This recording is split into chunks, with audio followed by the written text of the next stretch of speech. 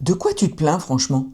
C'est la phrase qui tue, celle que vos collègues, vos amis ou même votre famille vous lancent quand vous leur dites que vous n'en pouvez plus de votre job. Et même vous, vous culpabilisez de le penser. Parce que oui, sur le papier, vous avez tout. Un CDI, un salaire qui tombe, du temps pour profiter des enfants et même aller faire du sport. Bref, vous avez la fameuse sécurité. Mais à l'intérieur, c'est le désert. Vous avez l'impression de vous éteindre à petit feu derrière votre écran. Bonjour, moi c'est Marie-Laure, cofondatrice de Gamberge, et aujourd'hui on va briser un tabou. On va voir pourquoi vouloir changer quand on a un job stable n'est pas un caprice. Premier point. Et pourquoi, deuxième point, vouloir rester dans ce confort est peut-être paradoxalement votre plus grand risque pour votre carrière et pour vous.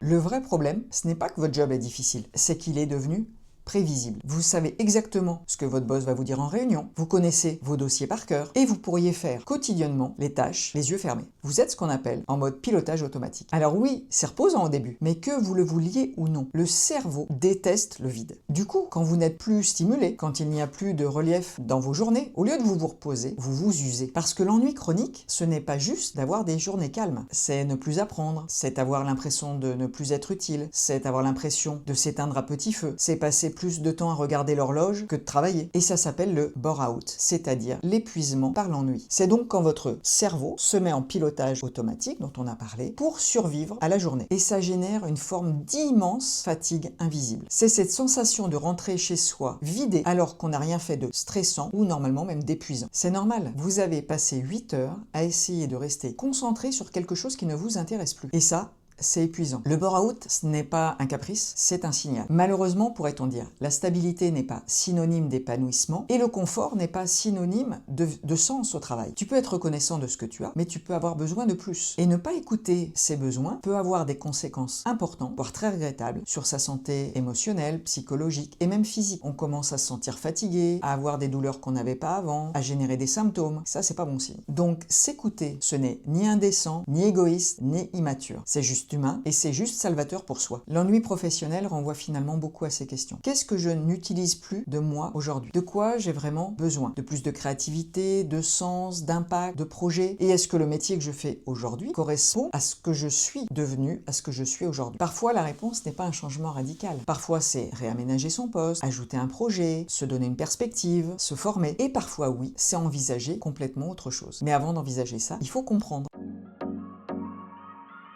Deuxième point, on dit souvent, alors là j'adore cette expression, par les temps qui courent, la sécurité c'est vraiment très bien, voire c'est le Graal. Et donc la sécurité, c'est rester là où on est. Mais dans le monde du travail, je pense que ce n'est pas tout à fait vrai, je pense même que c'est l'inverse. Si vous restez 5 ans, 8 ans, 10 ans dans un poste où vous n'apprenez plus rien, vous prenez un risque majeur, celui de l'obsolescence. Le jour où votre entreprise restructure, ou le jour où vous avez vraiment envie de partir, vous risquez de vous sentir déphasé. Vos compétences risquent de ne plus être adaptées au marché. Et surtout, vous aurez perdu quelque chose, c'est l'envie d'apprendre, l'envie d'être challengé, et surtout vous aurez perdu cette habitude de relever des défis, de vous adapter avec agilité. Le plus gros risque, ce n'est pas de changer. Le plus gros risque, c'est de rester jusqu'à ce que vous n'ayez plus de confiance en vous pour sortir de cette cage dorée. C'est donc finir par croire que vous ne savez rien faire d'autre. Chez Gamberge, on voit souvent des personnes brillantes qui finissent par croire qu'elles sont nulles, tout simplement parce qu'elles s'ennuient et qu'elles n'apprennent plus. L'ennui, je vous le dis, c'est un poison, un grand poison pour l'estime de soi et le développement des compétences.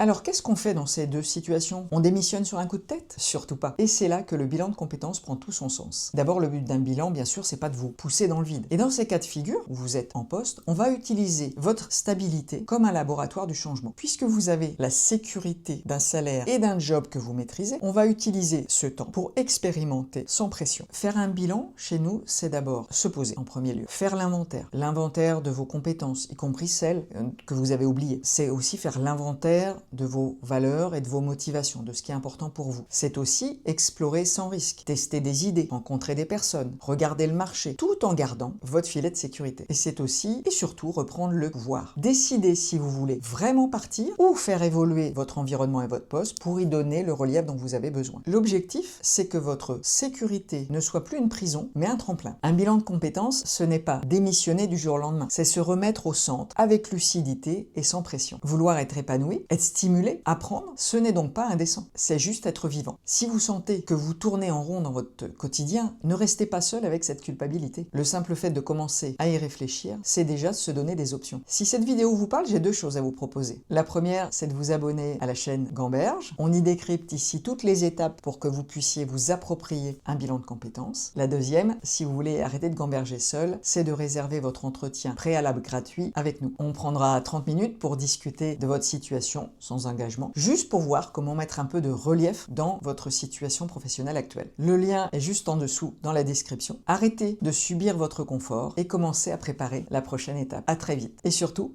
prenez soin de vous. Vraiment.